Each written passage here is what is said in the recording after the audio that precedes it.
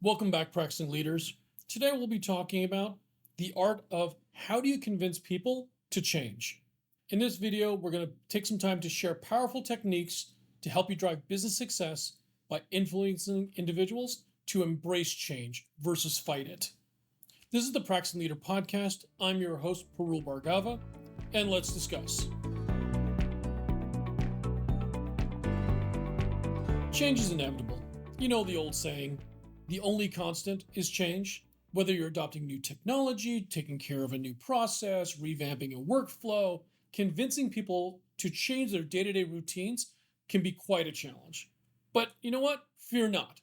We got you covered, and we got some effective techniques that you can use to try to help make this happen. How do you convince people that they want to change? When it comes to convincing people to change, it all starts with clear communication. You need to articulate the benefits of the proposed change. How will it make work easier? How will it make it more efficient?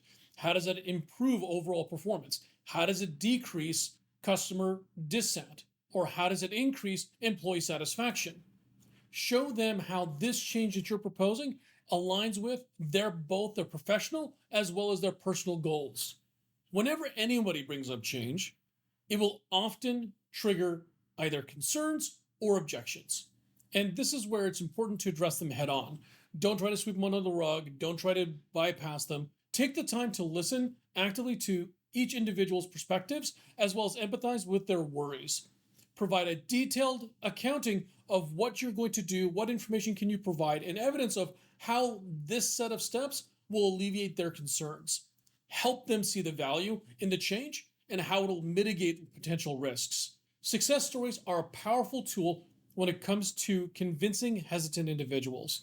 While it may not work perfectly if this is the first time you're doing it, if you've done it before, lean on those success stories. Share the examples of teams or individuals that have already embraced the proposed change and experienced positive results. These stories will serve as tangible evidence and inspire and motivate others to follow suit. You can do this by either doing a soft rollout, by rolling things out side by side if you're trying to roll out a brand new change. Give people the opportunity to be able to observe success and be able to see how much it would be helpful to them as well. As a practicing leader, it is crucial for you to be able to create a culture which values continuous learning, and it's pivotal to be able to drive any sort of change. Encourage your people to explore new ideas, technologies, and processes. This will give them an opportunity to be able to be desensitized to the idea of change and then maybe be able to bring their ideas to the forefront. Provide opportunities for training, workshops, knowledge sharing sessions.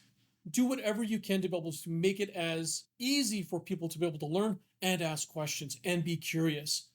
This not only prepares them for the change, but also instills a growth mindset within the organization overall. The next point here is about how do you include the people that are involved in the process to be part of the decision-making process of how you implement a new change. By involving the people early on in the decision-making and planning stages, you get an opportunity to be able to seek input, hear their ideas, hear suggestions, in order to be able to make the changes you want to make as crisp as possible. This participatory approach really increases the engagement and motivation to embrace the change overall. Now you're thinking about how do you roll out the change, how do you go through the different steps. As you're doing that, support is crucial during the change process. You need to provide the necessary resources, tools, training, and help individuals navigate the changes successfully. You can also offer coaching or mentorship or dedicated support channels to address any sort of challenges or questions that may arise along the way. By providing the right support at the right time, you empower individuals to be able to embrace the change with confidence.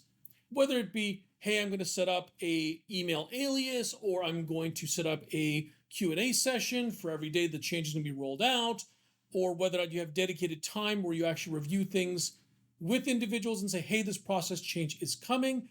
Giving people different avenues by which they can voice their feedback and give you more information and more signals about how the change is being accepted will make it easier for you to be able to make that change stick in the long term. You've now rolled out the change. You're now going through and you're listening to the feedback. You're getting signals back from your customers, from the different people that are part of the process. You need to make sure that you're doing a regular check-in to be able to hear how things are going. How are people reacting to the change and how people are adopting the change? This is where they can offer constructive feedback, you can recognize people's achievements, you can address any barriers or challenges that may have arisen as you've gone through and implementing this change. The ongoing feedback loop is going to be able to help you be able to create a continuous improvement cycle, and it helps keep everyone motivated. And finally, as a practicing leader, your behavior will shape how everyone else looks at the change you're about to make.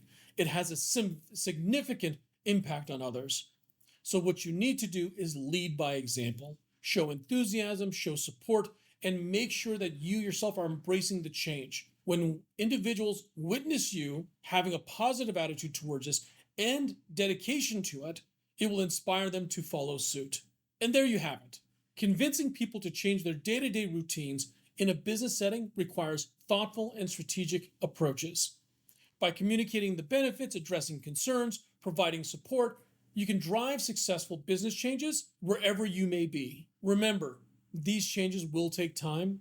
Don't expect it to happen overnight. Make sure that you've built into the time how you're going to roll these changes out, as well as how are you going to accept feedback that is eventually going to come in. If you have any questions about this podcast or any other, you can always feel free to go ahead and drop me a line.